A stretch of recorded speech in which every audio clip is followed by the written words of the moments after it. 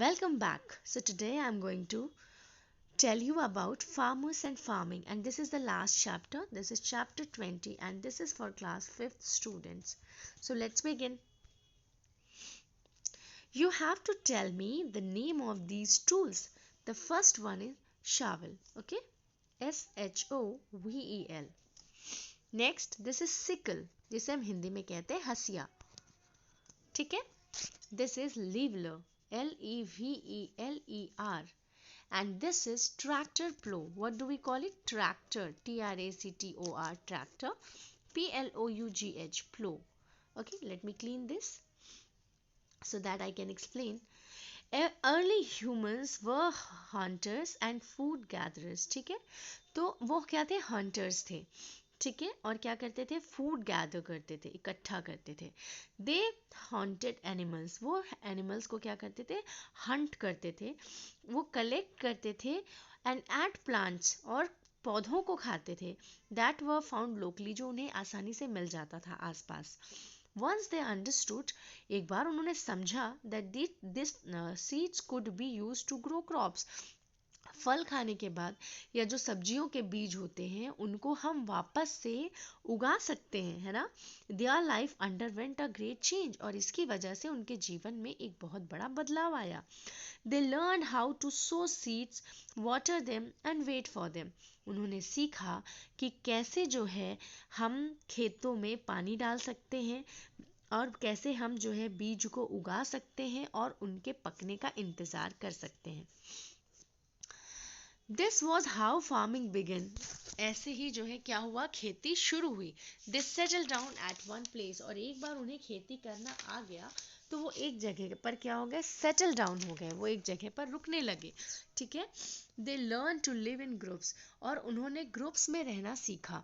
दे domesticated animals. Domesticate का मतलब हुआ कि उन्होंने जानवरों को पालतू बनाया, पर सिर्फ पालतू बनाना नहीं, लाइक कि हम पेट्स बना के रखते हैं, नहीं. उन्होंने उनको क्या किया, फार्मिंग के पर्पस से डोमेस्टिकेट करना शुरू किया. ठीक है. फॉर हाउस होल्ड यूज, जिनसे वो घर का भी काम कराते थे और खेती में भी उनका यूज करते थे. इन इन दिस वे, इस तरह से एग्रीकल्चर बिगैन. एग्रीकल्चर की शुरुआत हुई, जिसका मतलब हुआ growing crops and breeding animals. इसका मतलब क्या हुआ कि क्रॉप्स को उगाना और जानवरों को ब्रीड करना. The word agriculture is derive from the two Latin words. जो ये एग्रीकल्चर शब्द है ये दो लैटिन भाषा के शब्दों से लिया गया है. एक का मतलब होता है एगर और दूसरे का मतलब होता है कल्चर. एगर का मतलब होता है फील्ड और कल्चर का मतलब होता है कल्टीवेशन. यानी फील्ड को कल्टीवेशन करने की प्रोसेस को ही हम क्या कहते हैं, फार्मिंग कहते हैं या फिर एग्रीकल्चर कहते हैं. The lands where plants are grown. ऐसी ज़मीन जहाँ पर प्लांट्स उगाए जाते हैं. And tended to in a field. ठीक है. और जहाँ पर खेती की जाती है आर कॉल्ड क्रॉप प्लांट्स. इससे हम क्या कहते हैं, क्रॉप प्लांट्स कहते हैं. Crops are grown according to the climate. और जो क्रॉप्स होते हैं वो अनाज के अकॉर्डिंग उगाए जाते हैं. नेचर ऑफ सॉइल, ज़मीन का जो नेचर होता है उसके अकॉर्डिंग उगाए जाते हैं. अवेलेबिलिटी ऑफ वाटर, और पानी की क्या अवेलेबिलिटी है उस जगह पर, इसके हिसाब से. Stages of farming. अब फार्मिंग के कितने स्टेजेस होते हैं, इसमें पहला है ploughing. The process of loosening and turning the soil is called ploughing. ठीक है. जो एक ऐसी प्रक्रिया जिसमें मिट्टी को ढीला करने की और टर्न करने की प्रोसेस होती है उसे हम प्लो करना कहते हैं, जोतना कहते हैं हिंदी में. It makes the soil Airy, और जोतने से जो ज़मीन होती है वो बहुत हवादार हो जाती है और इसमें जो वाटर रिटेंशन पावर होती है वो भी इम्प्रूव होती है. अपरूट्स द वीड्स, और जो खर पतवार होते हैं उनको भी जड़ से उखाड़ के फिक जाते हैं, वो निकल जाते हैं. And mixes fertilize top soil. जो टॉप सॉइल होता है वो क्या होता है, लोअर लेयर से मिक्स हो जाता है. ठीक है. Small fields are ploughed by oxen. जो छोटे खेत होते हैं उनको तो खेतों बैलों से जो है प्लो करवा दिया जाता है, लेकिन जो बड़े फील्ड्स होते हैं उसके लिए हमें ट्रैक्टर्स की ज़रूरत पड़ती है. आफ्टर प्लोइंग, जोतने के बाद, the soil is levelled. Soil को क्या किया जाता है, लेवल किया जाता है with the help of leveller. ठीक है. To prevent soil erosion and uniform distribution of water, जिससे कि ज़मीन का कटाव ना हो और पानी का डिस्ट्रीब्यूशन एक जैसा हो. Sowing seeds. After preparing the soil, जब हमारी ज़मीन बन के तैयार हो जाती है, उसको लेवल कर दिया जाता है, seeds of crops can be sown in it, अब इसके अंदर क्या कर सकते हैं, जो भी अनाज के बीज होते हैं वो डाला जा सकता है। Sowing seeds is the process of planting seeds in the soil, इसमें मतलब बीज को सो करने का मतलब हो जाता है कि हम उन्हें अब प्लांटिंग के लिए तैयार कर रहे हैं, और ये दो तरह से होता है, एक तो हम हाथ से करते हैं और दूसरा सैंड ड्रिल से करते हैं। The sowing of seed by hand is called broadcasting, जमीन में जो बीज होते हैं उनको हाथों से बोना ब्रॉडकास्टिंग कहलाता है। क्वेश्चन ये है कि व्हाई आर सीड सोड at a distance from each other so that they can get proper sunlight, ऐसा क्यों होता है, जिससे कि उनको प्रॉपर सनलाइट मिल सके, और प्रॉपर सनलाइट के साथ ही साथ उनको क्या मिल सके, न्यूट्रिएंट्स भी मिल सके। इसलिए जो अनाज होते हैं उनको अनाज के जो बीज होते हैं उनको दूर दूर लगाया जाता है। Why do farmers choose good quality seeds for their crops, ठीक है, तो गुड क्वालिटी से क्या होता है, उनको हेल्दी क्रॉप्स मिलते हैं।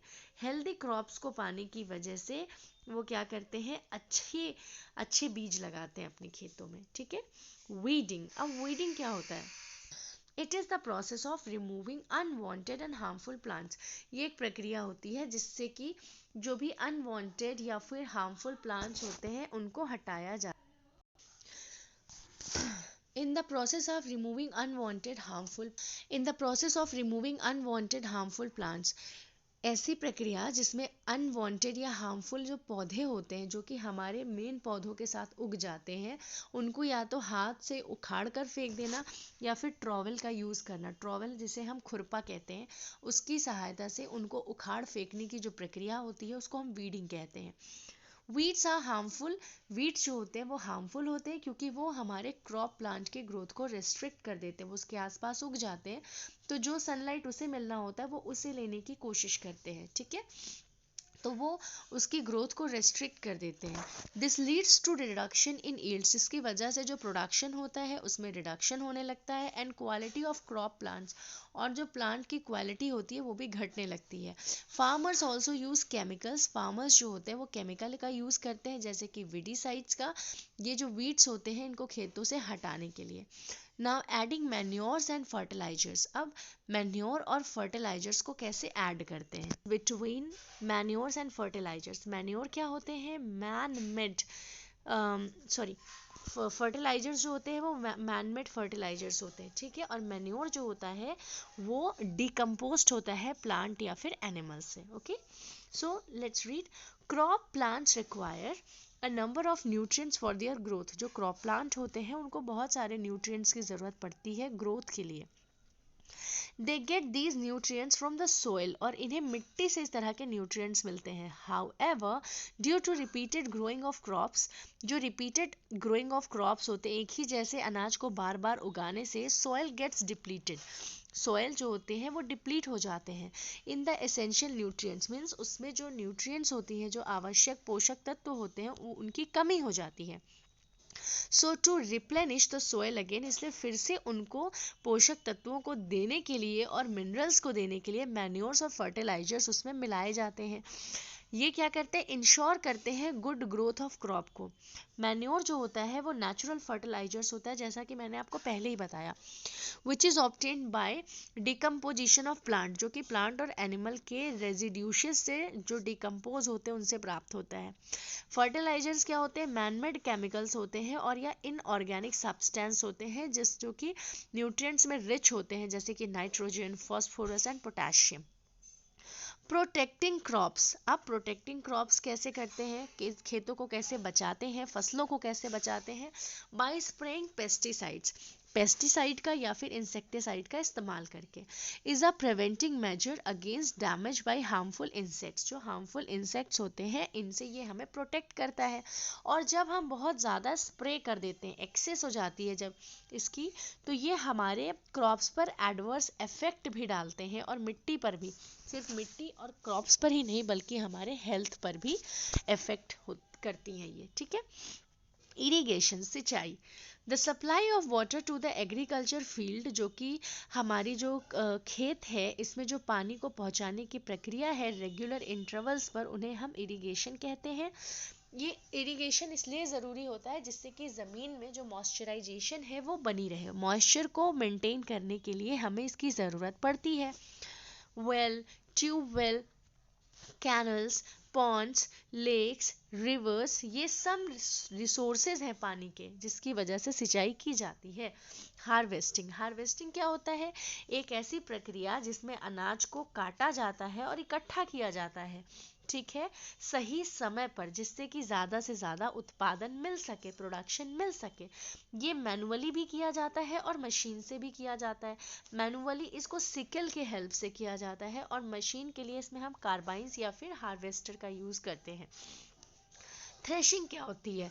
थ्रेशिंग एक ऐसी प्रक्रिया होती है जिससे कि हम हार्वेस्टेड स्टॉक से जो होता है अनाज को अलग करते हैं, ठीक है। इसमें भी हम मशीन और हाथ दोनों का इस्तेमाल करते हैं। विनोइंग क्या होता है? विनोइंग एक ऐसी प्रक्रिया होती है जिससे कि हस्क से सीड को अलग किया जाता है। इसमें क्या करते हैं कि ऊपर से जब हवा तेजी से बह रही होती है तो उनको ड्रॉप किया जाता है जिससे कि हस्क जो है वो सीडों से अलग हो सके ना। स्टोरिंग ग्रेन्स, अब ग्रेन्स को कैसे स्टोर करते हैं? सबसे पहले तो ग्रेन्स को सुखाया जाता है, ठीक है, एंड देन स्टोर्ड सेफली, और फिर इन्हें सुरक्षित सेफ स्टोर किया जाता है किसी भी सूखे और साफ सुथरे जगह पर, कि फिर इसको बाद में किसी मेटल के कंटेनर में या मड कंटेनर में स्टोर किया जाता है। सेलिंग ऑफ क्रॉप्स, जब फाइनल स्टेज अब बिकने का आया तो सबसे पहले किसान जो होते हैं वो होलसेलर को बेचते हैं। होलसेलर जो होता है वो शॉपकीपर या रिटेलर को बेचता है और शॉपकीपर या रिटेलर फिर हमें बेचता है। Now then let's do this exercise. What according to you is better for the soil and crops? ठीक है, तो इसमें क्या बेहतर होता है? कंपोस्ट बेहतर होता है, ठीक है, फर्टिलाइजर बेहतर नहीं होता है। Let me clear this area. Okay, this is the compost. A option is correct. Then natural methods to kill pests. Kill pests. अब आपको सी खुद बताना है कि which option is correct. Please reply in chat box. Improving soil fertility, अब soil fertility को किस तरह से इम्प्रूव कर सकते हैं? 3 रास्ते होते हैं। एक फील्ड फॉलो होता है, एक क्रॉप रोटेशन होता है और एक मिक्स्ड क्रॉपिंग होती है। फील्ड फॉलो क्या होता है? इसमें क्या होता है कि लीव द सॉइल, उसमें क्या करते हैं, कुछ सीजन तक उसमें कुछ उगाते ही नहीं है जिसकी वजह से उसके न्यूट्रिएंट्स को वापस से रिस्टोर किया जाता है और इस प्रक्रिया को फील्ड फॉलो कहते हैं। दूसरा होता है आपका क्रॉप रोटेशन। इसमें क्या होता है कि एक जैसे क्रॉप ना उगा करके अलग अलग तरह के क्रॉप अल्टरनेटिवली उस लैंड में उगाए जाते हैं जिससे कि उसमें न्यूट्रिएंट्स बनी रहे। तीसरा होता है मिक्स्ड क्रॉप। मिक्स्ड क्रॉप में क्या करते हैं, दो से ज़्यादा क्रॉप जो होते हैं, चाहे कॉटन की या मूंगफली की, वो साइमल्टेनियसली उसी ज़मीन पर उगाई जाती हैं। इससे क्या होता है कि सॉइल फर्टिलाई और क्रॉप प्रोडक्शन दोनों ही बढ़ते हैं। Increase the use of manure, और फिर वो मैन्योर का यूज़ करते हैं, मैन मेड फर्टिलाइजर्स का यूज़ नहीं करते हैं। अब हमारे देश में कितने तरह के किसान होते हैं? सबसे पहले इंडिया जो है वो एग्रीकल्चरल कंट्री है। यहाँ पर 75% जो हमारी पॉपुलेशन है वो गांव में रहती है और खेती में काम करती है, ठीक है। मार्जिनल आर सब्सिस्टेंस फार्मर्स, अब मार्जिनल फार्मर्स क्या होते हैं? These farmers have very small farms, इनके बहुत छोटे खेत होते हैं। इनको हम पुअर फार्मर कह सकते हैं क्योंकि इनके पास ट्रेडिशनल मेथड्स होते हैं खेती करने के। टेनेंट फार्मर ऐसे फार्मर होते हैं जिनकी अपनी ज़मीन भी नहीं होती है, ये काम करते हैं किसी ज़मीन को रेंट पर लेकर के, ठीक है, या फिर किसी दूसरे की ज़मीन पर काम करते हैं। कॉमर्शियल फार्मर्स रिच फार्मर्स होते हैं, इनका अपना एक बड़ा ज़मीन होता है और ये मॉडर्न मशीन से लैस होते हैं। इनके पास बहुत सारे वर्कर्स होते हैं और ये एक लार्ज स्केल पर मार्केट में प्रॉफिट कमाने के लिए क्या करते हैं, अनाज उगाते हैं। मिक्स्ड फार्मर्स क्या होते हैं? वो दोनों तरह के अनाज, दोनों तरह का काम करते हैं जिसमें वो क्रॉप्स भी उगाते हैं और लाइफ स्टॉक भी उनके पास होते हैं। लाइफ स्टॉक का मतलब कि पशुओं को भी वो पालते हैं। तो इसमें मान लो कभी कभी उनको खेतों में नुकसान पहुंचा तो जो उनका लाइफ स्टॉक का प्रोडक्शन है अगर वो अच्छा हुआ तो दोनों चीज़ें उनकी कवर हो जाती हैं, तो वो ना बहुत ज़्यादा कभी लॉस में नहीं जाते और कभी ऐसा भी नहीं होता कि बहुत प्रॉफिट में चले गए, तो वो दोनों उनका मार्जिनल रहता है, ठीक है ना। मॉडर्न वर्सेस ट्रेडिशनल फार्मिंग, तो मॉडर्न में क्या है कि अभी हमारे पास बहुत सारे मेथड्स हैं, अवेलेबल हैं। साइंटिस्ट ने बहुत तरह की सीड्स को डेवलप किया है जिससे हमारा प्रोडक्शन बेटर हुआ है।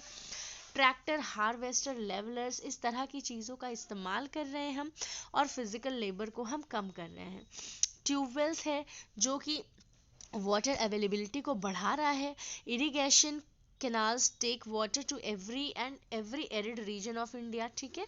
तो फार्मर्स जो होते हैं वो केमिकल फर्टिलाइजर, पेस्टिसाइड, वीडिसाइड्स का यूज़ कर रहे हैं इस समय मॉडर्न में, ठीक है। लेकिन ये जो मॉडर्न में इतनी चीज़ें हो रही हैं मॉडर्न एग्रीकल्चर में, तो ये एडवर्स अफेक्ट भी करती हैं, है ना। इसका हमेशा गुड इफेक्ट ही नहीं होता। ट्रैक्टर्स प्लो द सॉइल, जो जितना अच्छा बैलों से पहले कराया जाता था उतने अच्छे से ट्रैक्टर नहीं कर पाते हैं, वो उनको अनइवनली करते हैं, ऐसा होता है sometimes, not always. Fertile soil gets eroded by wind, जो फर्टाइल सॉइल होती है वो उखाड़ दी जाती है हवा से, ठीक है। जो अर्थ के लिमिटेड ग्राउंड है, वाटर रिसोर्सेज, जो कि हमें पता है कि जो वाटर रिसोर्सेज है हमारे पास लिमिटेड है, इसलिए हम कहते हैं सेव वाटर, पानी बचाइए।